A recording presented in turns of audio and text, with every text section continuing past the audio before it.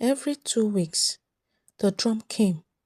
By sunset, the village danced, but by midnight, the women walked into the forest alone. They never remembered going, and each time the drummer returned, they came back weaker. This is the story of a village that celebrated music until the drums demanded souls. Once upon a time, in the heart of a thick African rainforest, hidden between endless rows of towering baobab and iroko trees, lay the ancient village of Ukuta. Ukuta was a place where tradition grew stronger than the passing of time itself. The villagers lived in mud huts thatched with palm leaves, and every evening smoke coiled into the sky from the clay fireplaces where women pounded yam and roasted plantains. Life in Ukuta was simple and quiet, except for the nights when the drummer came. The people of Ukuta call him Obanyo, meaning king of drums. He appeared only once every 2 weeks, always at sunset, walking barefoot through the narrow red earth path that led into the village. His arrival was always sudden. No one ever saw where he came from or where he went after his music ended. Some said he emerged from the forest spirits. Others swore he lived among the dead. Obanyo was a tall, strikingly handsome young man. His skin glistened like polished ebony under the moonlight, and his eyes shone with a strange golden hue, and his broad shoulders carried a carved talking drum that seemed older than the village itself. His long hair was woven into thick dreadlocks decorated with cowrie shells that rattled softly whenever he moved. Though he was mysterious, there was something irresistible about him, especially to the single maidens of Ukuta. The moment Obanyo struck his drum, the air itself seemed to tremble. His rhythms were unlike anything the villagers had ever known. It was as though his drum spoke a secret language that only the heart could understand. The young maid admired his skill, but it was the maiden who fell under his spell. Women as beautiful as Ngozi, the chief's daughter, with eyes like the morning dew. Amina, the shy weaver girl, whose laughter melted hearts. And Kauna, that suitors traveled from distant villages to seek her hand. All of them forgot themselves whenever Obanyo played.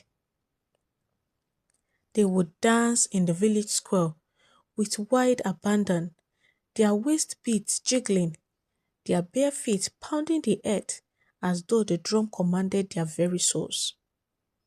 The elders would watch with unease, whispering prayers under their breath, while the young men felt powerless, for none of them could compete with the power of the mysterious drummer. But what the maidens did not know was that the true power of Obanyo's drum began after midnight, when the village had fallen silent and only the crickets sang. The maidens who had danced most passionately to his rhythms would hear the faint beat of his drum calling them in their dreams. Their eyes would glaze, their feet would move of their own accord, and they will wander out of their hut into the darkness. Guided by the unseen rhythm, they will walk into the forbidden forest, their white wrappers trailing behind them like restless spirits.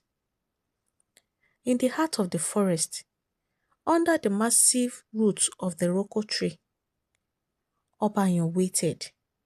There, his drum glowed with an airy light, and as he played, the maidens danced once again, but this time not for joy. their bodies moved in trance, their faces void of life, and their beauty feeding something ancient and sinister. For every dance, their life force grew weaker, their eyes dimmer, until the dawn when they would be found lying outside their hut, pale and exhausted, unable to remember the night's journey. The elders of Ukuta knew the truth, though they dare not speak it aloud. Long ago, a covenant had been broken in Ukuta. The ancestors had banished a powerful spirit drummer who demanded the souls of maidens as tribute. Obanyo, it seemed, was no ordinary man, but the cursed returned of the ancient spirit.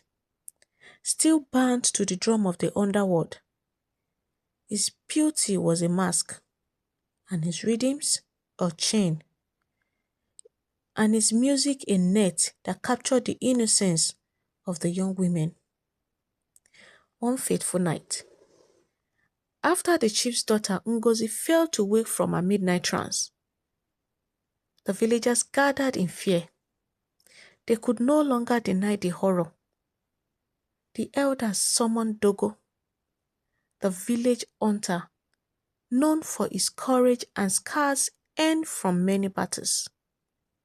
With his bow and poisoned arrows and charms tied around his neck, Dogo swore to follow the sound of the drum and confront the spirit.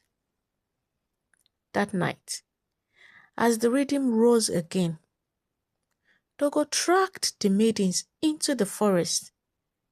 There under the Iroko tree, he saw them, dancing with lifeless eyes as Obanyo struck his glowing drum. Dogo raised his bow, but before he could release, the drummer turned, his golden eyes burning like fire. The ground shook, the Iroko roots twisted like snakes, and the hunter realized he was standing before no man, but a spirit older than the earth itself. Obanyo smiled and spoke with a voice like thunder. "You cannot kill what was never born, hunter. As long as they dance, I will feed. And as long as the drum beats, I will live." But Dogo was prepared. With a swift move, he drew from his pouch a sacred calabash filled with ashes of the ancestors, blessed by the priestess herself. He hurled it onto the glowing drum. A piercing scream filled the forest as the drum cracked, spilling black smoke into the night. The maidens collapsed, free from the trance, while Obanyo's handsome form melted away, revealing a withered spirit bound in chains of fire. Yet, as the villagers rejoiced and the dawn broke, the ashes of the drum were carried away by the wind. And sometimes, every 2 weeks, when the moon is full, the faint sound of a drum can still be heard, echoing in the distance. The maidens of Ukuta shiver at the sound, for they know the spirit of Obanyo is never truly gone, only waiting, only watching for the next soul to dance to his eternal rhythm.